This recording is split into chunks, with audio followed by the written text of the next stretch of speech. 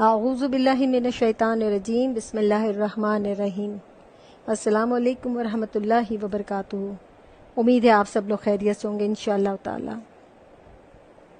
حاسد کی شر انگیزی سے بچنے کی تدابیر، اس کا آج یہ پہلا حصہ ہے، دوسرا حصہ انشاءاللہ تعالی اگلی دفعہ پیش کروں گی۔ حسد ایک بدترین اخلاقی برائی ہے۔ ہر دور میں، ہر سوسائٹی میں اس برائی کے مریض پائے جاتے ہیں۔ دل کی بیماریوں میں جیسے کینہ اور جھوٹ ہے، اس کے علاوہ حسد بھی ایک دل کی بیماری ہے۔ کسی کو اچھی حالت میں دیکھنے سے یا کسی کے مال و دولت، نعمتوں، عزت یا کسی کی شہرت سے جلنے لگنا حسد کہلایا جاتا ہے، جو کوئی آدمی آدمی سے یا عورت عورت سے بھی کر سکتا ہے۔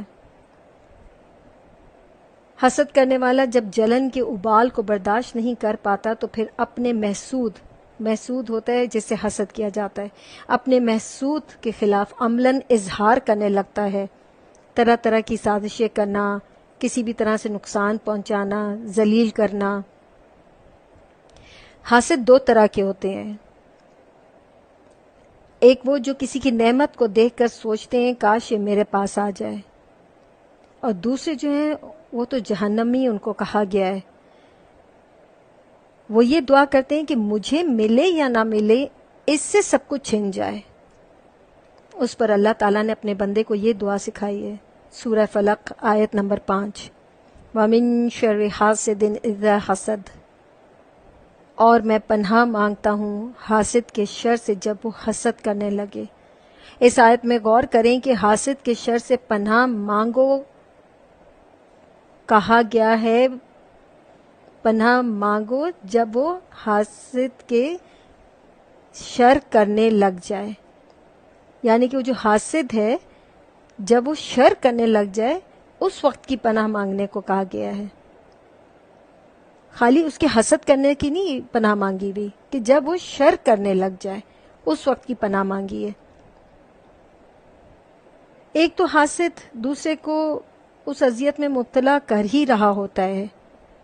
ظاہری بات ہے جب آپ سے کوئی حسد کرتا ہے آپ کو پتہ لگ ہی جاتا ہے اور آپ کافی اوزار بھی ہو جاتے ہیں اس بندے سے، مگر حقیقت میں وہ اپنی ذات کا خود بڑا دشمن ہوتا ہے، وہ خود مستقل اذیت میں رہتا ہے، اس کے اندر ایک جلن اور سڑن جو ہے نا وہ چلتی رہتی ہے، اور دوسرا وہ اللہ رب العزت سے بدگمان ہو جاتا ہے اور اس سے ناانصافی کا اظہار ہونے لگتا ہے اور کرنے لگتا ہے، اور خود کو اللہ کے مقابلے کے برابر میں لا کھڑا کر دیتا ہے، بالکل اس ابلیس کی طرح جس نے حسد میں سجدہ کرنے سے انکار کر دیا تھا آدم علیہ السلام کو، کہ میں تو آگ سے بنا ہوا ہوں اور یہ تو مٹی سے بنا ہوا ہے۔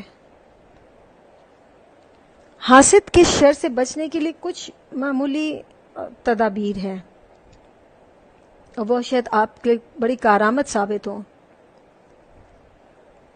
نمبر 1، اپنے اللہ پر پورا بھروسہ رکھیں کہ نفع و نقصان پہنچانے کا اختیار صرف اللہ کو ہی ہے۔ دوسرا، یقین رکھیں کہ بہترین بھی انتقام لینے والا اللہ ہی ہے، اس کی پکڑ بہت سخت ہے۔ سورہ طلاق میں آیت نمبر 12 ہے کہ اللہ تعالیٰ ہر چیز پر قدرت رکھتا ہے اور یہ اس کا علم ہر چیز کا احاطہ کیے ہوئے ہے، تو پھر ہم تو کچھ بھی نہیں کر سکتے، لہٰذا اللہ کے اوپر بھروسہ کرنا چاہیے، تقویٰ کی روش پر جمع رہے اور اس کے خلاف ہرگز کچھ نہ کرے۔ یقین رکھیں کہ وہ اس کا کچھ بھی نہیں بگاڑ سکتا اگر ہم اللہ کے ان کلام کو پڑھتے رہیں۔ جامع ترمذی اور ابن ماجہ کی حدیث ہے کہ آپ صلی اللہ علیہ وسلم معمولی طور پہ یہ دعا کیا کرتے تھے، وحدی قلبی واصل السخیمات صدری، میرے دل کو ہدایت فرما، میرے سینے سے کھوٹ، کینہ اور حسد نکال دے۔ تو اگر ہمارے نبی صلی اللہ علیہ وسلم اس دعا کو پڑھ سکتے ہیں تو ہمیں تو بہت ضرورت ہے۔ اور دوسرا، کچھ دعائیں ایسی بھی ہیں کہ اگر ہر انسان کے دل میں، کیونکہ نفس کو قابو میں کرنا بہت مشکل ہے، تو کوئی بھی کسی کو دیکھ کے تھوڑا سا اس چکر میں آ سکتا ہے کہ یار اس کے پاس ہے میرے پاس نہیں ہے، تو اسی لیے اللہ تعالیٰ نے کچھ ایسی چیزیں بھی بتا دیں کہ جس کو پڑھنے سے آپ کے دل کو بھی تسلی، کسی کو نظر بھی نہیں لگے گی اور آپ حاسد کے اس میں بھی شمار نہیں ہوں گے۔ جیسے کسی کی نعمت کو دیکھیں تو تعریف کریں، کم از کم اتنا تو بول ہی سکتے ہیں ماشاء اللہ لا قوت الا باللہ. کسی کو پھولتا پھلتا دیکھیں تو برکت کی دعا دیں، بارک اللہ فیہ، خوشی کا اظہار کریں تو آپ کا دل بھی سکون میں رہے گا. ہاں آپ یہ دعا ضرور کر سکتے ہیں کہ یا اللہ تو نے جو اس کو عنایت فرمایا ہے تو مجھے بھی خیر سے عنایت فرما. تو اس میں کوئی برائی نہیں ہے، اس میں اس کو بھی یہ بھی کوئی خرابی نہیں اور آپ کے دل میں بھی کوئی خرابی نہیں. دراصل شیاطین ہر وقت اور یہ جو ارواح خبیثہ ہیں یہ ہر وقت انسان کے تعاقب میں رہتے ہیں. ان کے شر سے بچنے کے لیے آپ صلی اللہ علیہ وسلم کے اسوہ حسنہ کے مطابق اپنا معمول بنا لیں. حضرت عائشہ رضی اللہ تعالیٰ عنہ کا بیان ہے کہ جب آپ صلی اللہ علیہ وسلم بستر پر تشریف لے جاتے تھے تو دونوں ہاتھ دعا مانگنے کی طرح ملاتے اور ایک بار آیت الکرسی اور تین بار آخری تینوں کل سورہ اخلاص، سورہ فلق، سورہ ناس پڑھ کر اپنے ہاتھوں پر دم فرماتے. اور کہیں پہ تو سورہ البقرہ کی بھی رات کو آیتیں دونوں پڑھتے ہوتے تھے، وہاں اس کا بھی ذکر ہے. تو ہاتھوں پر دم فرماتے، پھر جہاں تک آپ کا ہاتھ مبارک پہنچتا اپنے جسم پر پھیر لیتے. سر، چہرے اور جسم کے اگلے حصے سے شروع فرماتے اور پھر پورے جسم پہ لے جاتے. اور آپ یہ عمل 3 بار فرماتے تھے. اب تینوں بار کیا پڑھ کے اور پھر پھیرتے تھے یا ایک بار پڑھ کے اور 3 بار ہاتھ پھیرتے تھے، اس کا کوئی ذکر نہیں ہے. تو ہم 3 بار اگر پڑھ لیں تو وہ بھی اچھا ہے، اگر ایک بار پڑھ کے 3 بار پھیر لیں تو وہ بھی صحیح ہے، اللہ قبول فرمائے گا. نیت اللہ جانتا ہے.